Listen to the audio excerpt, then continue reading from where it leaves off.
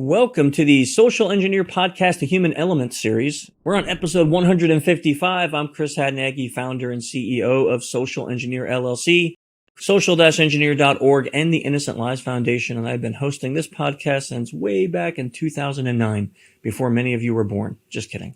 Okay, this episode is sponsored by social-engineer.com.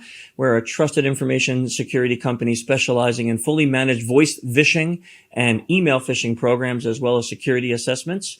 As we know, you can't turn the news on without seeing a new threat, some other ransomware that's taken out a company, some other malware that's hurt somebody around the planet, or some other new type of scam or attack that's affecting people all over the globe, especially now with all the different things that we see, like the earthquake in Haiti and different things that are happening right now. Social engineers are targeting people and using these things against us. And our goal is to help design and build educational programs that help people to be trained to catch and avoid these type of attacks and the tactics from malicious social engineers. You can find more information on social-engineer.com by visiting our website there and check out the different things that we do. And if you're interested in social engineering, did you know we host a Slack channel?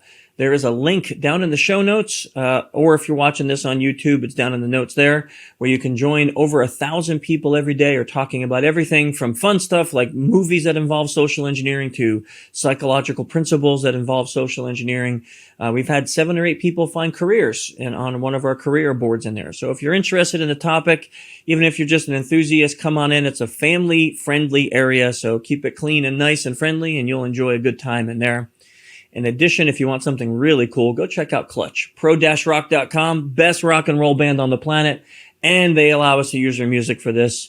And Neil is on the board of the Innocent Lives Foundation, which is what we'll talk about next. So check that out, innocentlivesfoundation.org. The amazing team there. We just closed our 347th case, if you can believe that.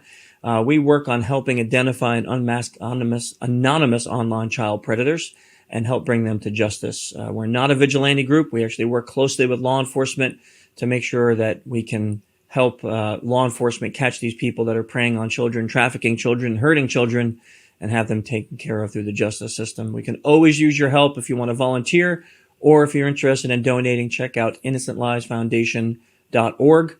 And if you're into running, we're running a global virtual 5K coming up at the end of September. Oh, actually, I don't even know when this one's coming out, so it may have been past tense when I say this. So forgive me if it's past tense, but if you joined in, thank you. We should have fun with that. Okay, let's get to the good part of the podcast. I'm super excited because I've been a fan of Jessica for a long time, and our guest is Dr. Jessica Barker. She's an award-winning global leader in the human side of cybersecurity, which just fits what we talk about here on the show every month. She's a co-founder and co-CEO of a company called Cygenta, where she follows her passion in positively influencing people around the globe to be more aware of cybersecurity awareness, behavior, and culture in organizations. She was also named, and congratulations on this, Jessica, one of the top 20 most influential women in cybersecurity in the UK, and is the former chair of ClubCISO. So 2 great things to be a part of. And we'll be talking about that on today's show, too. She's also the author of 2 books. First best-selling book is Confident Cybersecurity, How to Get Started in Cybersecurity and Future-Proof Your Career, which, by the way, it's one of the biggest questions we get all the time on the show is, how can I get into this career? So you're going to want to check that book out. And she also co-authored Cybersecurity ABCs, Delivering Awareness, Behaviors, and Culture Change. All of these will be amazing topics that we'll talk about. So thank you, Jessica, so much for joining us this month on our edition of the Human Element podcast here. It's an absolute pleasure. Thank you so much for the warm welcome. I appreciate it. So let's talk a little bit about, first of all, just the title, Dr. Jessica Barker. We don't see too many doctors in cybersecurity. Talk to me a little bit about that. Like, first of all, how did you get interested in cybersecurity, and why is a doctor interested in cybersecurity?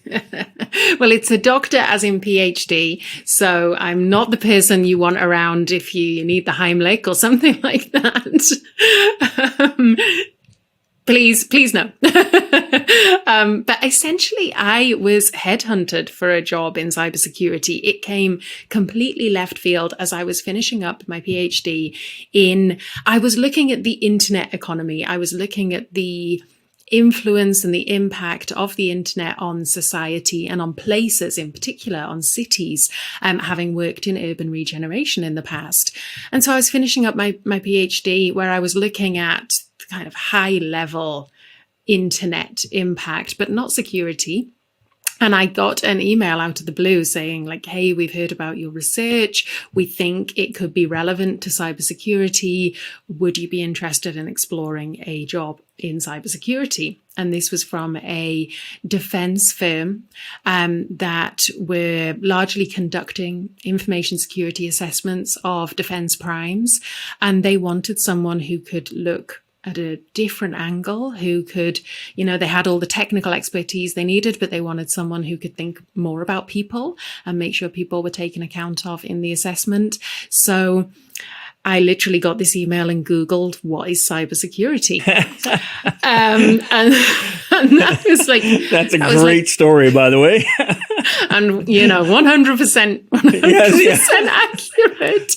And I read about cybersecurity and was like, how is this? This was like 11 years ago. And I was like, how is this relevant for me? This is so technical. But interesting. And I've always been interested in technology. So I kind of thought, well, okay, I'll talk to them. I'll see why they would think my research could be relevant. And as I started to look into it, as I started to read around it, and then once I took the leap and took the job, I soon realized, of course, cybersecurity is deeply technical, but it's also deeply human. And I caught the bug and been here for 10 years or so and haven't really looked back. That's an amazing story. What was your research area? Like, what was it that you were researching before you got that offer? So I was looking at post-industrial economies. I was looking at cities that had had a heyday of being very successful in the industrial age and then had been less successful since, and we're using the internet and the internet economy as a way of trying to regenerate.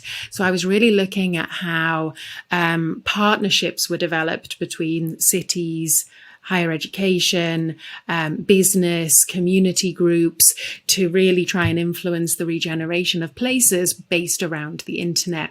So it's kind of the intersection of digital and physical. It was a lot about partnership working. I did so many interviews of people at all sorts of different roles and levels. So I was speaking to everyone from politicians to community workers, everyone you can kind of think of in terms of those stakeholders to get their perspectives. So I did an awful lot of interviewing, an awful lot of speaking to people at different levels, building up rapport, getting information out of them that they maybe didn't come in the room planning to share. So you can see where I'm going with this as to how actually I started to realize, like, oh, wow, that background is highly relevant, but I would never have seen it myself. So I'm very grateful somebody else saw that in me. Mm-hmm. So in the 10 years that you spent, and this is interesting to me because it's kind of, if we go back 10 years ago, it's when I really started also focusing on something very similar, trying to think about the human side of cybersecurity. So how have you found in your research and all those interviews that cybersecurity relates to behavior? Oh, I mean, hugely. I think at every stage of the technology or the information life cycle, we see a huge amount of human behavior being influential. So everything from how technology is conceived of, designed, developed, how it's used, obviously how it's abused, how it's tested,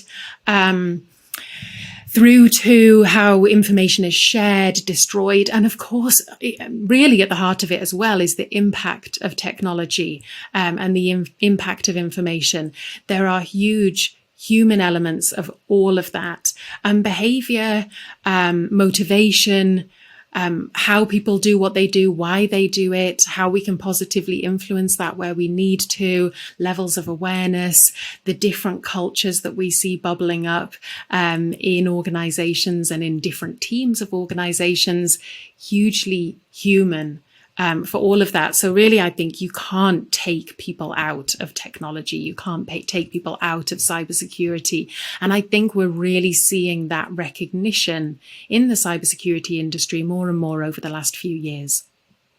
Yeah, so that's an interesting point, right? Because we look at, if we go back 2 years, 3 years, 4 years, when we were all still working in offices and around people.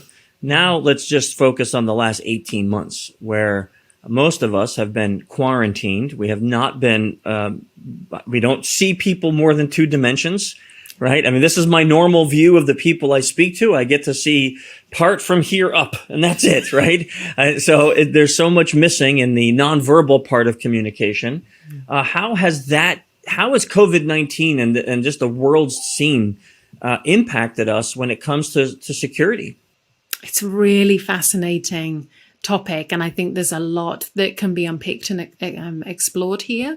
I still do a lot of interviews of people. I still do a lot of focus groups. And with those, obviously, I'm talking about cybersecurity awareness, behavior, and culture in different organizations.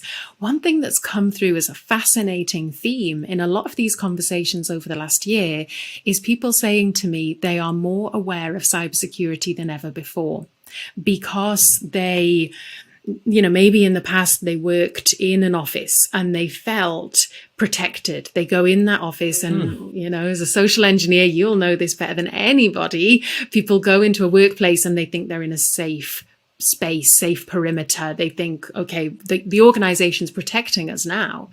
And that's always been a challenge when it comes to cybersecurity behaviors in the workplace.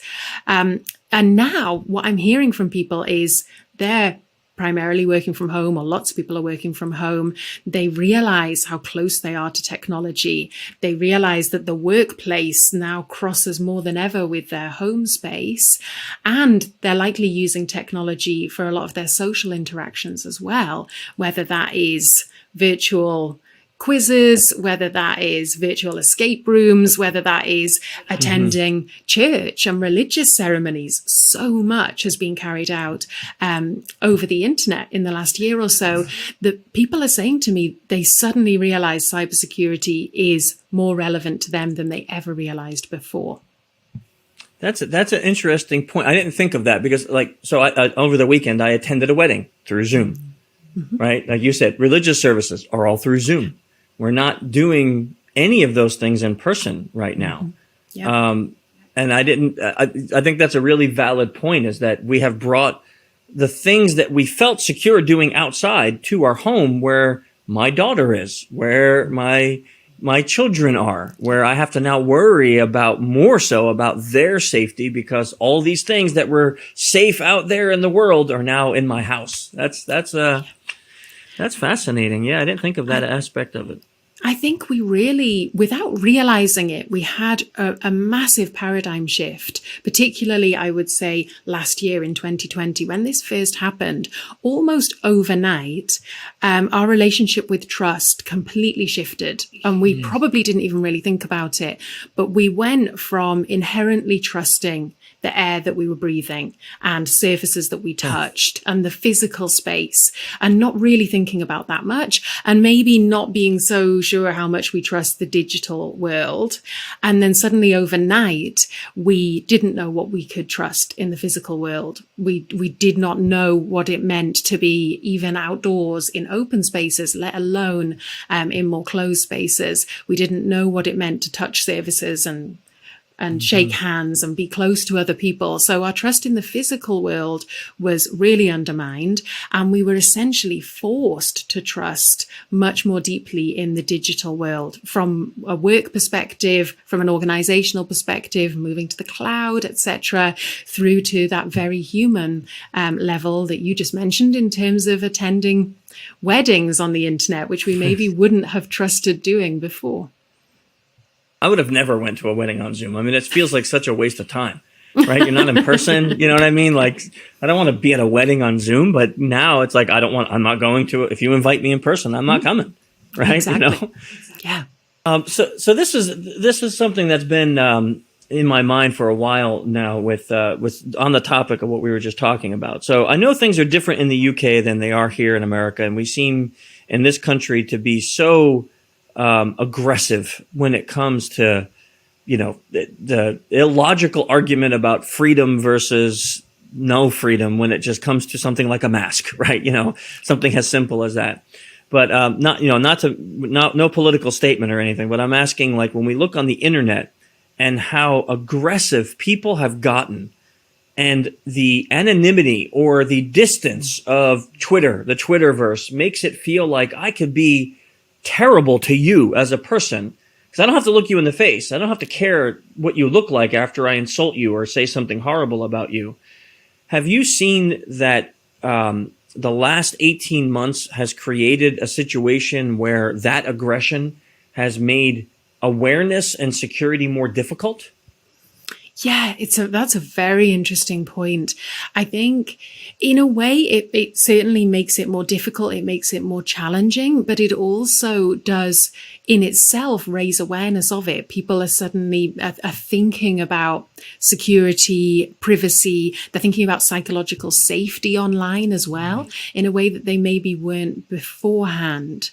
I do think there's an awful lot still to be explored in terms of the impact of this massive increase in use of digital platforms over COVID-19. There's been some interesting research coming out of Stanford University around so-called Zoom fatigue. And, you mentioned the lack of verbal, non-verbal cues, and actually just how draining we can find that as human beings. Yeah. And that Zoom fatigue is a real thing, partly because we aren't in person. The fact that we might be communicating more over social media or platforms like Slack or even email, instant messaging, there is such a likelihood for people to get carried away with communications, for people to forget that they're talking to another human being, but also for communications to be misinterpreted because you don't have those nonverbal cues. You aren't able to perceive tone as much. So actually someone can write something and not mean anything harsh by it, but because I can't perceive the tone, and depending on the mood I am in, I might interpret that in a way that it actually wasn't intended. Yeah. This is where emojis come in handy. That's a fascinating point that we lose without that nonverbal. I think this is always a touchy subject, but in 2021, I think some of us want to believe that things have gotten better, but then you can't turn the news on without seeing that women are still being mistreated in this industry, that misogyny and bullying are still something that are a huge problem. And I'm sure it's in other industries, but I don't know about other industries. I'm focused on my own, and I see that so much. Have you seen that the last 18 months have made that better or worse, do you think, in the way that we're seeing this being handled? That's a good question. I don't know if I can give a definitive answer.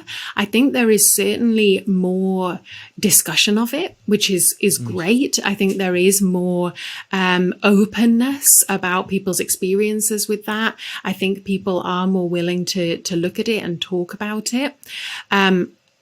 But I think certainly one thing we've seen over the last 18 months is more heightened emotions in general. People are, of course, more anxious. I think there has been a huge impact on the mental health of lots of people as a sort of secondary impact of COVID-19. And all of these heightened emotions can lead people to act out in ways that they maybe wouldn't ordinarily. So I think that can certainly add to a likelihood for people to engage in sort of bullying or other communications that they wouldn't necessarily intend to, but emotions are so high that people are maybe behaving in ways that are beyond how they would normally want to. Yeah, I've noticed, at least in some small scenarios where when COVID first started and it seemed like everything was moving online, that people got afraid they were going to lose work. So they started treating competition, which is normally, I always viewed competition in this industry as a positive, because there is absolutely no way on the planet that any one company can handle all of the issues that we have in InfoSec. If every company on the planet called me right now for social engineering, we can't do it. It's impossible, right? It's not a good problem to have. That's me saying, okay, I can handle 5 of you. The other 14 billion need to go somewhere else, like, so I always look at competition as, okay, well, at least that means I'm doing something right because there's people who are now doing the same thing. But it seemed to notice that people were not liking the fact that there was competition and treating people pretty poorly. When it came to that. I think that divides people. I think you get most people who have the same attitude as you, Chris, and I would put myself in that camp where I really relish other people doing what I'm doing. I love to see the fact that there are so-called competitors out there providing these services and doing a great job of it. Because ultimately, you're right, there's no way that we can do it all. So we need other people to be doing it. And ultimately, we're all in this industry, most of us, for the same reason, which is making the people around us, the people we work with, the organizations we work with, and the organizations we trust with our own data, making them more safe and secure. And so the more people who are doing that, the better it is, the more safe and secure we are as individuals, as families, as organizations, as communities. But you do get some people who I think just don't have that mindset and who are intimidated by competition or who are threatened by competition, and also maybe suffer from scarcity bias. And kind of feel threatened that maybe they feel there's not enough work out there, or maybe they see someone similar to them or an organization similar to theirs, and they feel a bit protective and a bit threatened and want to kind of put barriers around it. But I think we have a lot less of those people than we have of people who actually want to build others up, want to collaborate, want to share, want to learn. And that's a great thing. Yeah, I mean, some of my best friends are basically competitors in this industry, right? They do the very same thing I do. They sell social engineering services, but we're still friendly. Yeah. And there's so much work out there. It's not like, Dave takes a job that I'm going to hate his guts or whatever. I don't need to sabotage his business, Yeah, absolutely. I know it's easy to focus on the negative, but let me ask you this question about the positive side. So one of the things that we talk about a lot in my company, in our conference, in podcast, is people will ask, okay, so I want to use, fear, because that seems to work, right? So I know you probably heard a case in the UK where that company used end of year bonuses. Here in America, we had GoDaddy do something similar. And it started a discussion, like on our Slack channel one day. There was a huge discussion. Hundreds of people were involved about, so why is that so bad? Why is it so bad to use something like that when trying to train people? What do you think? Yeah, it sparked a huge discussion over here as well. I think that in itself is fantastic. The fact that so many people were engaged in this debate. You're right. In the UK, we had a train company hit the headlines when they used a supposed financial bonus as a phishing simulation kind of bait. And they linked it to COVID-19, and they sort of said, you've been working so hard and it's been such a struggle. And it really upset a lot of people. And I completely understand why. I do understand why the organizations that have carried out these simulations have done so, but I think it's misguided. I think people think, well, the attackers are using these methods. The cyber criminals are using these methods. They use bait like this and more emotive in their phishing attacks. So we should do similar. But what is forgotten in that is that cyber criminals don't need to build up long-term trust with the people that they are targeting. Cyber criminals, they might need that very short-term trust, but they don't need a relationship where psychological safety is built up, where people feel empowered, where people feel engaged, where people feel cared about. When you're in the security department of an organization, you do need to think of those things. And phishing simulations that are so emotive, that are insensitive, that don't think about people's personal circumstances, behaviors and that go over the line, they will erode that trust. They will erode that psychological safety, and they will alienate the people that you actually want to bring on board, the people who you want to be coming to you with questions or queries or concerns. Instead, will feel that us and them divide, and they won't want to come and ask you questions because they'll be scared of you. So you're actually going to push them away and undermine your efforts to build up more positive behaviors and culture.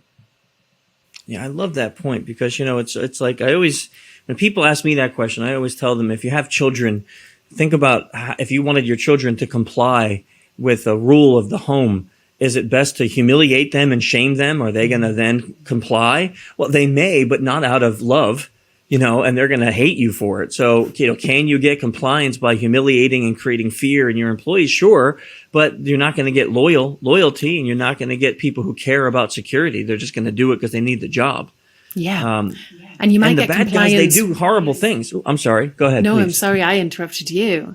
I was just going to say you might get compliance when people feel they're being watched. But as soon as they feel they're not, as soon as, maybe they click a link and they think, oh, don't know about that. Well, nobody knows I've done it. I'm not going to say anything. And suddenly you've got an incident on your hands, but nobody wanted to come and tell you about it. That's a good point. So you're not making a good, effective change. Another interesting thing I usually tell people is, the bad guys, the malicious people, will do lots of things that we should never do. Like they'll hold your family hostage. They'll use your nude photos. They'll exploit every weakness you have. So should we say, well, the bad guys do it, so I can do all those things? No. Yeah. I'm not going to go kidnap your kids just because the bad guys will do it. That's against my morals and ethics. So no, we can't, that reasoning doesn't work in my mind to say, well, that's what the bad guys are doing, so we have to train them. You would never go to a martial arts class to say, hey, I need to learn self-defense. And if the teacher said, well, a bad guy's probably going to try to stab you to take your money, so I'm going to use a real knife and stab you. Right? No, you'd be like, this guy's crazy. I'm out of here, right? You wouldn't want to learn that way. So you'd want to be like, please don't stab me to teach me, self-defense. Yeah. And I find that point really helpful if I'm talking to ethical hackers, pen testers, to kind of say, you have a scope. When you're pen testing a company, you have a scope, and usually it's not within the scope to take the whole company offline, for example. So we also have a scope on the human side. And I guess we're still learning it, aren't we? It's still a newer part of the field. And so we're still defining those boundaries. And that's why I think it's great that we had those debates around phishing simulations. It's great that it engaged so many people in the community to say, well, why is it so bad? And to share their perspective and then listen to different ones. I think that's really healthy. Yeah. And it was at least in our Slack channel, it was really nice because when people said, well, I agree with it, nobody was like, you're stupid. It was, everyone just listened and was like, okay, well, this is why we disagree. And it wasn't argumentative. It was literally a discussion, which I think is very valuable to have on these topics. Definitely. And needed to build up that sort of suite of professional ethics, actually, is to listen to each other and benchmark, okay, what do we find acceptable as a profession? Yeah. Okay, so you and I agree. So tell me then, the next question that's logical is going to be, well, if that's bad, then what are the most positive and impactful ways of actually doing it right? So how can we raise awareness and not go to that level? Yeah, there's so many ways. And I've seen organizations really engaging in innovative ideas and ways of raising awareness over the last 18 months, because before we were locked down, there would, of course, be so much focus on physical events. And I would see some great things in terms of cyber days where organizations would have lock-picking stands and phishing stands and test the security of your password. And so all of that was taken away. And what I've seen is organizations really immediately look at, okay, how can we do things that are still interactive, still engaging, but virtual. And so I know organizations that have had a lot of success with things like virtual escape rooms, scavenger hunts, and things that actually get people engaged and are having fun. I've also found a big appetite for bite-sized content. So I mentioned that Zoom fatigue earlier. And I think this is what's driven actually organizations looking at short, sharp, engaging content, having a bit more fun with it. So, maybe along the kind of TikTok style, where you can get a message across, you can do it quickly. You don't have to ask people to give up a large portion of their day, but they go away with a call to arms that is serious.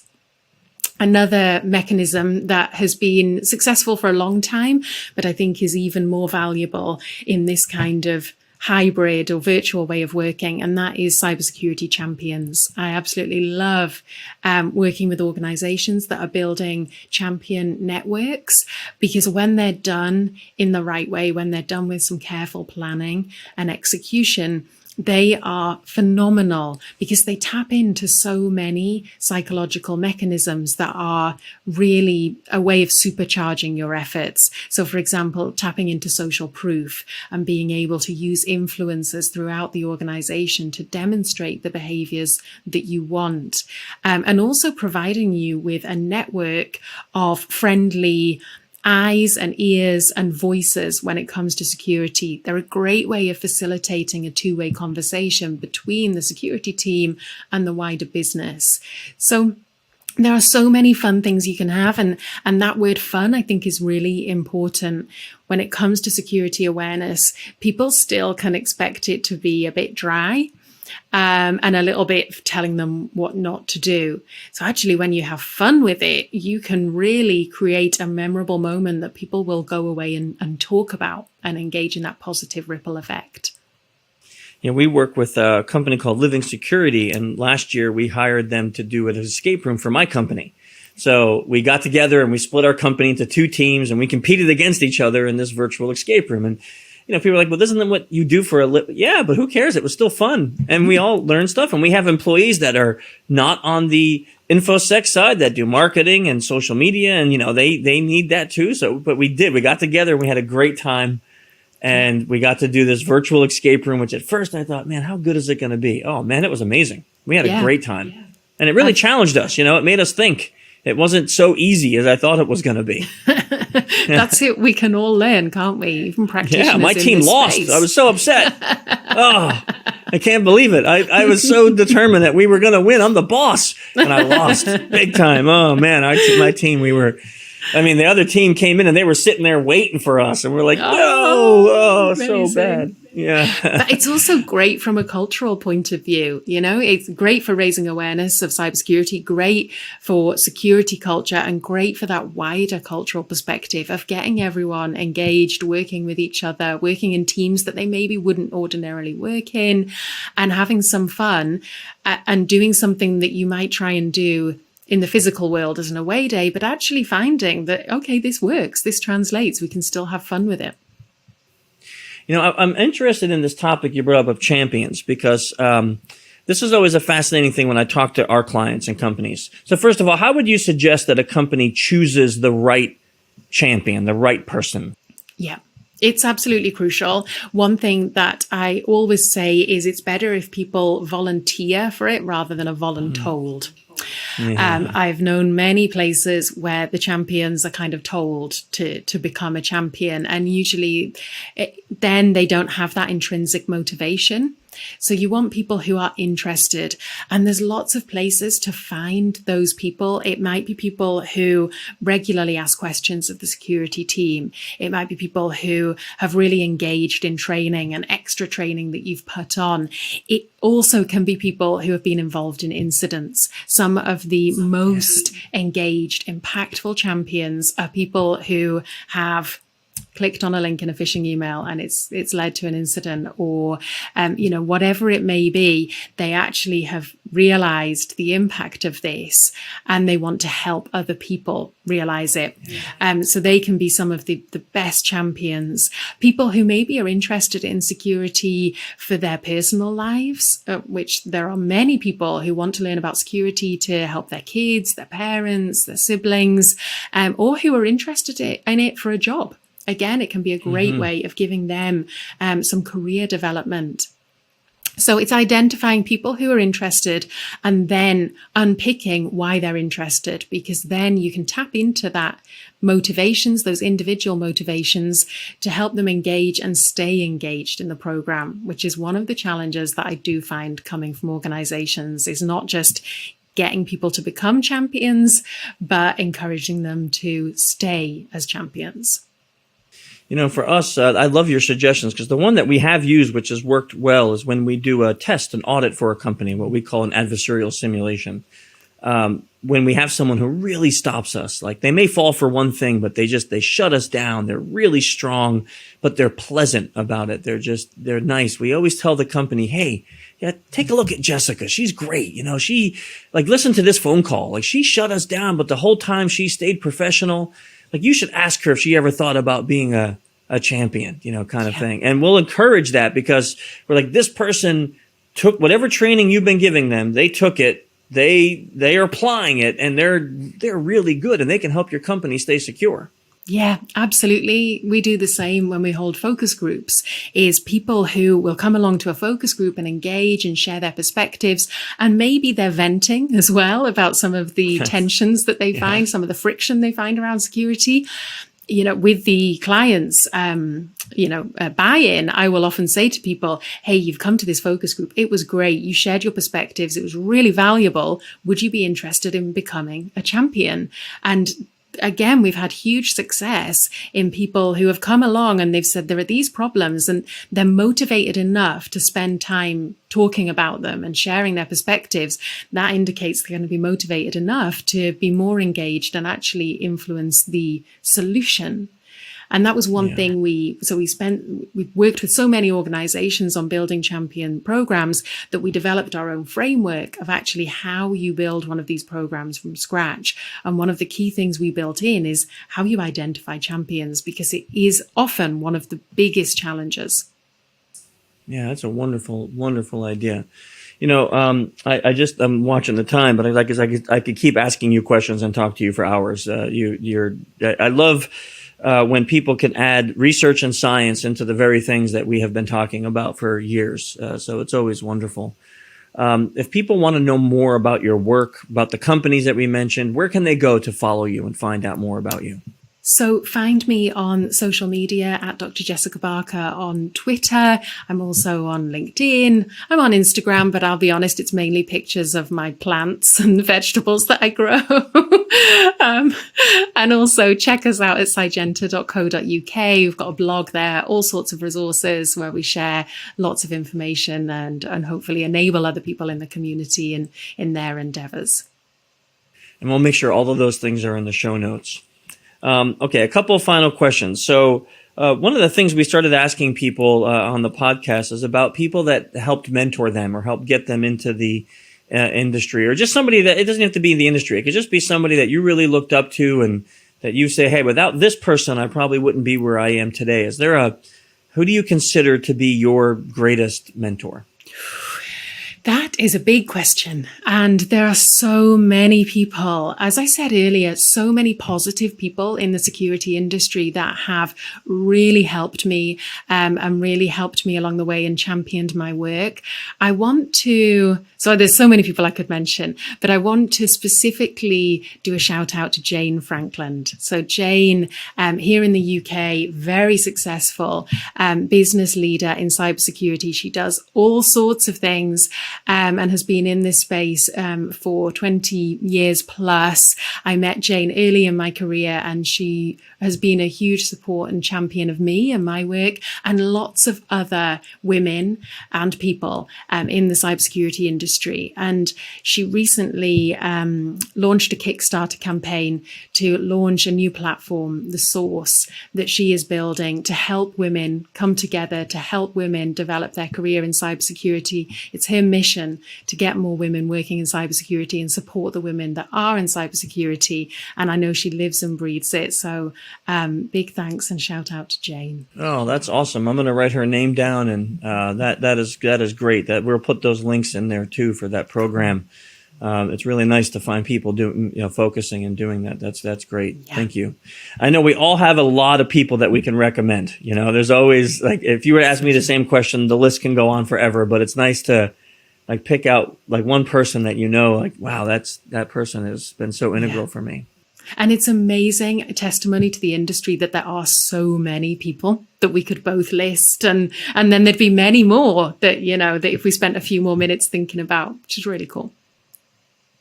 Yeah, it's always my fear, right? Is I would say a few people, and then I would think about it and go, oh, wait, I need to add a few more to that list. And then I'd be like, oh, wait, I need a few more. We'd be here for hours. I can relate. Besides your 2 books, which we're going to put in the show notes, are there any books? It doesn't even be about cybersecurity. It could be any topic that you love, but are there any books that you've read that you're like, man, you need to read this book? Yeah, there's so many. There's actually a couple on my desk because I love them and refer to them a lot. The first one I want to mention is one that I haven't quite finished reading, but I'm very much enjoying. Thank you very much. I know. I'm going to embarrass you, Chris. But Human Hacking, your recent book, I'm absolutely loving it. And one of the many reasons that I'm really enjoying it is the positivity that comes through this book. I love the way that you focus first on helping people get to know themselves and the people around them, because I think that's absolutely crucial. And I also love the cheat sheets at the end, the DISC cheat sheets, which I think are really cool and a great resource. So I would encourage anyone who has not picked up this book to do so. The storytelling throughout it is really gripping as well. I love the way you use stories to bring the subject to life. So that's a book that I am recommending a lot at the minute. Another one that I highly recommend, crime.com by Jeff White. Writing that down. It's a really fantastic book. Again, carrying through as a theme from your book, the way that Jeff uses storytelling to talk about some of the biggest hacks that we have seen over the last few years. A lot of incidents that you are aware of, that, they've hit the news, about them. But Jeff really, as an investigative journalist, he gets deep into these incidents and explains them, brings them to life in a way that I haven't seen anyone else do. To such an extent. So I highly recommend crime.com for people who are in the industry or not. It's a very gripping read. And then non-cybersecurity books, the list is endless. I love The Optimism Bias, which talks about, by Tali Sharot, talks about how people have a natural tendency to be optimistic about their own lives. I think that ties in a lot to cybersecurity. And Black Box Thinking, which talks about culture. And it talks about the kind of culture we were mentioning earlier, like a culture of blame. And it really brings to life actually how that is negative when it comes to preventing incidents. So it looks at aviation and it looks at the healthcare industry and talks about the importance of culture in reducing incidents. Those are 2. I mean, first of all, I've not read Optimism Bias or Black Box Thinking. So I love having books to add to the list that we haven't had before. So those sound great. And Optimism Bias sounds like a really interesting topic. Like we should read that book and then come back and have another podcast and talk about that. It's fascinating, really interesting. Yeah, really great. Thank you for this list. And thank you for just all the work that you're doing, all the different things that you've done to help spread a positive message in InfoSec and to help people be aware that there's a better way of educating and training. Thank you for doing that and spending so much time. And I'm really glad that you got the bug and that you decided to take that risk and jump on over to InfoSec, because we're happy to have you here. That's very kind. Thanks, Chris. I'm very glad too. Very glad to be here. So thanks for joining us on the show today. And we'll have all of these links, everyone, in the show notes. So if you want to follow Jessica on Twitter or on LinkedIn, you'll be able to find those links there to all the books that were mentioned, also in the show notes there, so you can take a look at that. Thank you for tuning in and listening to us this month. Another great episode. And next time on the Human Element series, we'll be joined by a TEDx speaker, and we'll I'm just going to tease you and let you know what the topic is later. We'll put that on the internet. But anyway, it's going to be pretty awesome, just like it always is. So until next month, stay safe, stay indoors, wear a mask, and we'll see you then. Bye.